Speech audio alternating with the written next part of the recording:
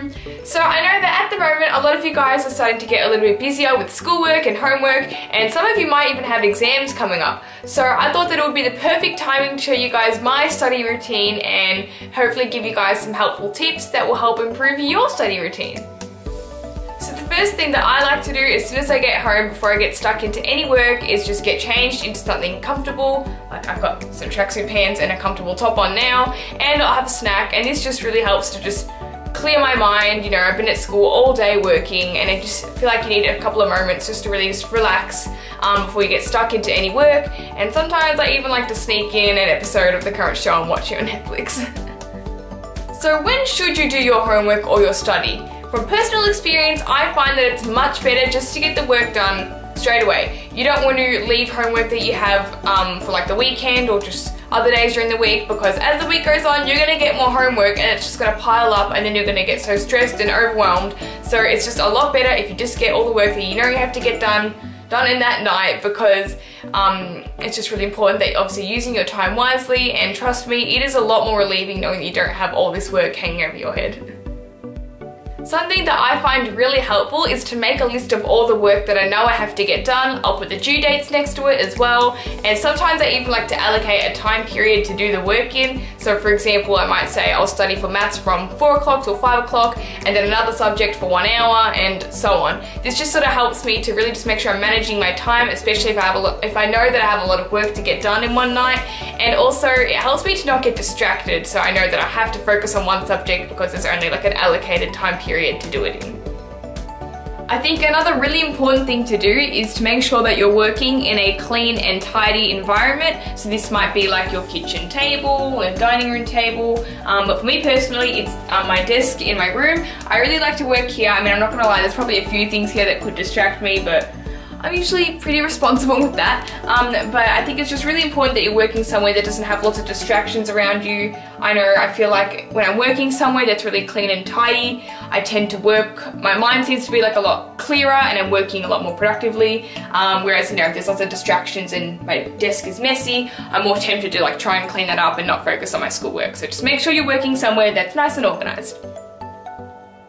So when you're working on subjects like maths or art instead of something like English that requires a lot of creative thinking, I usually like to listen just to some music. I'm not saying you have to listen to any like hard rock, heavy, like, you know, club music or anything like that. I usually like to pop on a playlist that just has a lot of really calm, you know, R&B, just really chill music on it. I feel like this just really helps me to just stay on task and keep focused. I feel like if I don't have any background noise, sometimes I tend to look for distractions, especially since I'm such a procrastinator and stuff like that. So if you don't do this already, I definitely recommend trying that out, because you'll be really surprised at how much it will help you stay on task. And while we're on the topic of phones, today's video is actually sponsored by Defy. So what do you think of my new phone case?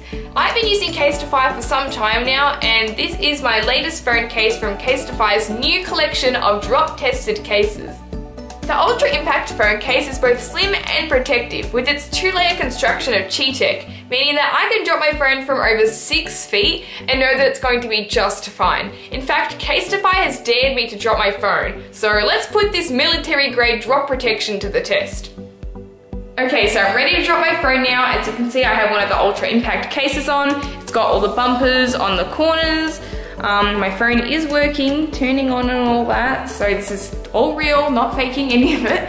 I'm not gonna lie, because it is my phone and everything, I'm a little bit nervous to drop it, but I obviously have a lot of confidence in Defy's products, so let's give it a go. Okay, 3, 2, 1.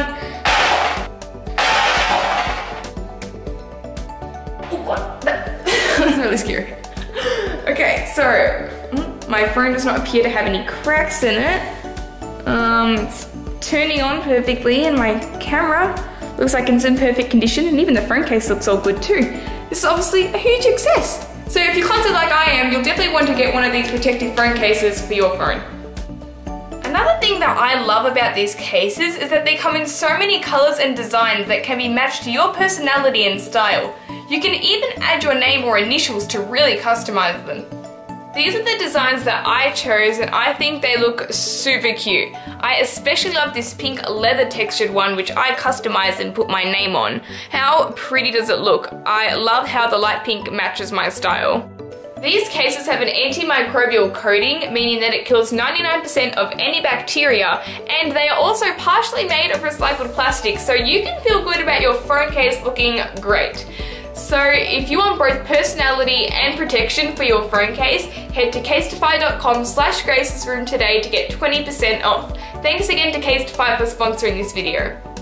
So the way that I study obviously depends on the different subject that I'm doing. So if I'm studying, for example, for something like English, which usually means that I'm writing like an essay or a creative story, if I have the topic, then I usually like to write a practice piece, or sometimes I'll even write like a plan as well. And this obviously just helps to give me an idea of what I'm going to write about, so that way when I actually go into the test, I'm not all like, oh, what am I going to write? Like, where do I start? I have like a clear idea of what I want to do, and that way I obviously don't waste time in the test trying to think of what I'm going to write about.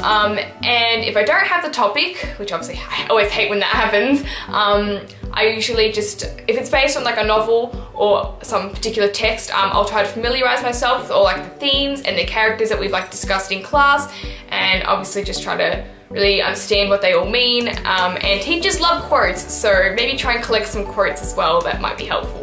Whereas if I'm studying for something like maths, I'll just usually try to do as many practice questions as I can, but the main thing that I like to do is just focus on one area in that topic that I struggle with the most, and I also like to go over old tests that I've done as well, and just see maybe where I went wrong in them and why I went wrong with them as well.